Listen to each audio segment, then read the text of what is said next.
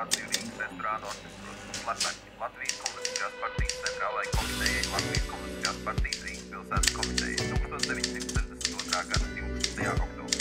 Latvijas PSR ministrs padomes valsts drošības komitejas rīcībā aizstāvot par nelabvēlīgo situāciju Rīgas pilsētas restorānēs orķestru kompleksu. Es nezinu, kas valsts drošības komiteja lika justies tik droši.